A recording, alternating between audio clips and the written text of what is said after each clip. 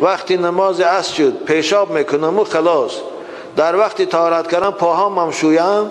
آره وقتی که پیشاب کردی دادر عزیز مستحب کن. خوب نماز عصر که طهارت کردی با طهارت پره کن، پاهات هم میشوی، دستات هم میشوی، دهنت هم میشوی. حالا بعضی آدم ها طهارت دست و رو خیال میگیرن که همین رو میشه همین دستا خلاص پاشان نمیشتین. این تو نیست عزیزان من. طهارت دست و رو مثل همین طهارت کامل است، فقط مستحب نمیکنی، یعنی عقیب تا نمیشویی پیشت خطی اگر پیشاب نکرد باشی. مثلا یه آدم ساده بوده هم بادش هم که میبر آمده یه هفته آبا کنیش میشتن عقیب شد. او اسراف است. ولی در بعضی کتاب میگن که اما اسرافش انوی است.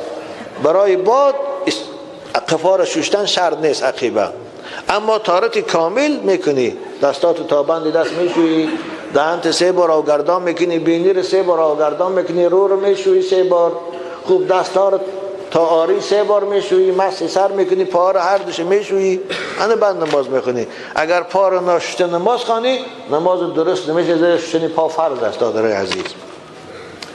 ای بچهای خوشرو هم اصل این طهارت دست و رو فقط در این اصطلاح ما تاجیکاست، این در کتاب ها نیست. این بابا جان شخصانی را میبینم که پیشاب میکنند و اما خود را قاق نکرده غسل میکنند، غسل آنها درست میشود یا نه؟ البته درست میشود غسلشان، لیکن پیشاب کردن و پیشاب اگر در لباس چک کرد لباس به نماز میکند. بنابراین کسانی که پیشاب میکنند کوشش کنند خوششان خشک کنند. پیغمبر خدا گفتن اکثر عذاب قبر از پیشاب می شود. کسانی که در کوچه ها راستا پیشاب میکنید شما دانید که خیلی عذاب سختی در خانه قبر شما منتظر است. بنابراین همیشه من سلفیتگاه خوشروی کاغذی برآمده است ملایم کیسهاتان ده همیشه گیرید. وقتی که در راه هست در یگانجا ناراحت میشه پیشاب میگه حتما به او قاق کنه خودتان خوشرو، بعد از آن خیزید دو راستا هم که باشه ضرر نداره حالتی در کوچه راستا پیشاب کردن، اما خودتان خوش کنید.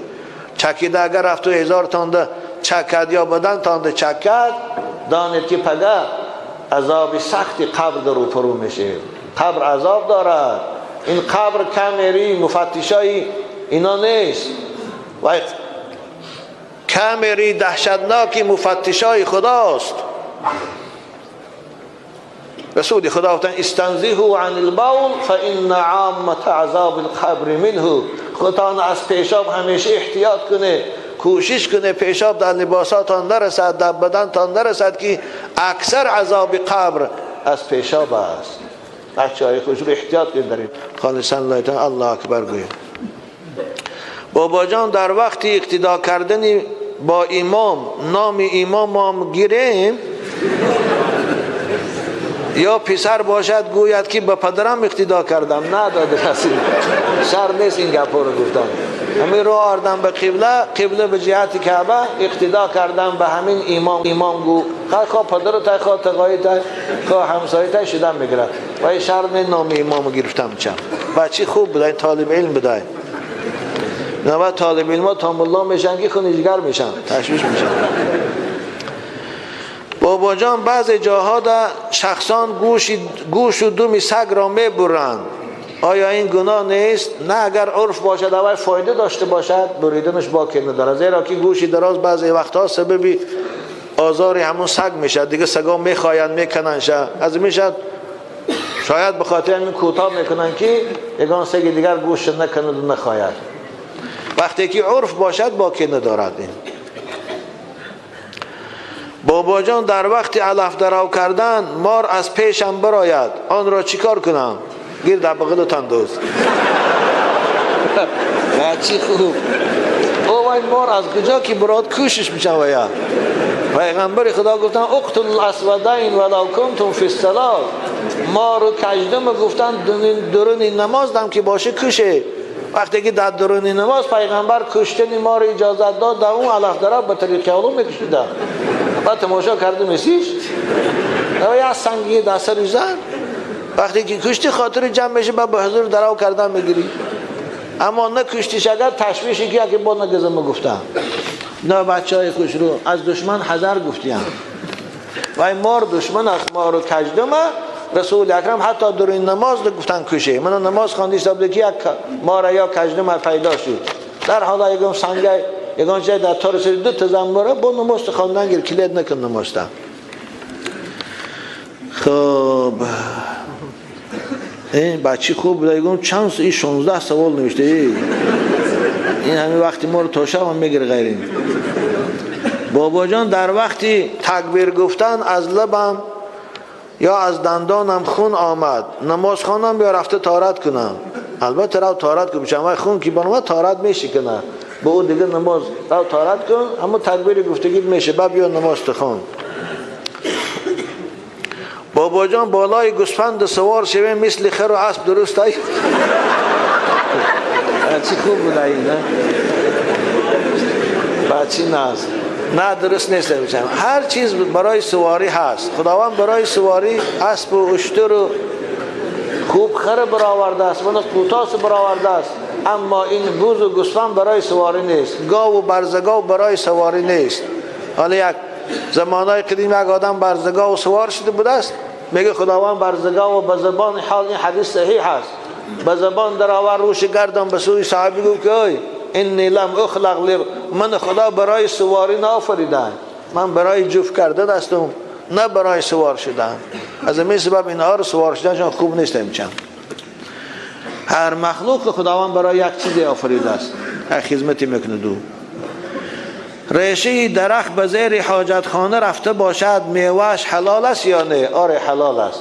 ریشه درخت به حاجت خانه رفته است یا که از حاجت خانه پیشاب نجاستش آبش میبرد میره درونی پاپالیز ده پمیدار بادرینگ ده، همون حاصلش درست است یا نه؟ درست است. اوش کراهت نداره. بچه خوبه. پدر یا مادر گوید که بچم همین هفته به نماز جمعه نرو، ما سخنی آنها را رد کنیم یا نه؟ نه جمعه درو، گپی اونها را نگیر.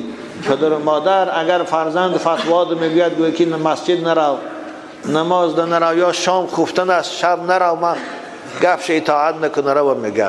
اما برای مکتب بچه ها من خواهش میکنم که در روزهای جمعه اگر درسای ضروری داشته باشند درساشان خوانند، بعد از درس پیشیناشان به خانه‌شان بخوانند چند.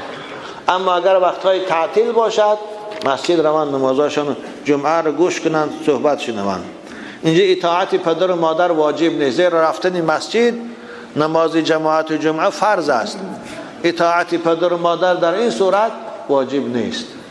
اطاعت هیچ کس واجب نیست، نه اینکه پدر و مادر. بابا جان کمپیرها میگویند که موسور را با خاکستر در یک جایگی نپرتاب که او بالای شادی و غم یک جایی میشه و خیلی ضرر نداره. شادی و غم هم از جانب خدا هست. این گپای کمپیرکای ما. بچه خوشرود وقتی تو ملا بچه گپ کمپیرکا رو نگیرخین. موسورا رو در یک لینچه جمع کن بر در جامون، ماشین که آمد در ماشین بار که برود. اما موسور در آب پرتافتن این گناه های روی کمپیرا سیاه. این کمپیرای خدا زده که بجای وقت بیان که بچه موسورا رو در آب نپرتا او بالای، این درسته. امروز اکثر مسلمان ها موسوراشون در آب میپرتند، در کنال میپرتند. این در لعنت خدا گرفتار میشن. هم در سلامتی انسان ضرر دارد که همون آب مردم میخورد. کسی که همون موسور روی آب آمدن شده حتما لعنت میکنه، خدا لعنت کنه کسی که اینو پرتافته گفته. آخر تازگی از ایمان از خداوند پاکیزه است، از بندگانش پاکیزگی رو دوست می‌دارد. بنابر هر کدام خانه داره بچهای عزیز، عاشقان مدرسه محمدی، همسایه ها، کسانی که در لب کنال زندگی میکنه، اگر موسورهاتان پس مونده هاتان در آب پرتاید، لعنت خدا بر شما، لعنت پیغمبر بر شما، لعنت ملائکه ها بر شما، لعنت همه نمازخانه بر شماست.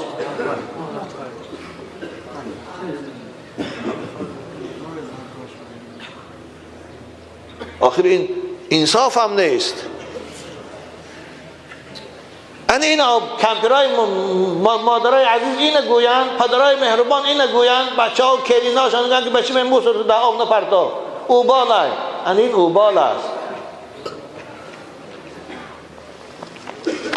بنابر بچه های عزیز خاندانتان تاکید کنه اینا رو دوام چقری کنه حولیاتان در چقری پرته یک روز میپوسد ثانی زمیناتان برآورده با پند میکنه یا لینچه ها دانتان گیرید یک جایی که چقری نادرکار است همه دو اما در آبی که می نوشم من همه کانال پیشخانی ما ده حتی بعضی ها میگوین که ما رودو اشکمبی گوسپند دیدیم که باید کانال همه از پایان آب میخوره آخر امروز اکثر کسلی های زرپرمین و دامن عظمی افلاسی میشود آخو سبب پیدایش میکروب های زهرآلود در آب میشود اگرچه شریعت او آب حرام حکم نمیکند لیکن کننده این کار لعنت میکنه شریعت پیشتر هم یک سنگ اسپیدیسی خدازده بود دورای شوروی ده میگشت همونا رو یک جریمه پریمه میانداخت آخه محترم قانون برارای ما تا بچه ها رو از 18 ساله من کرده نه اینها ده قانون برارای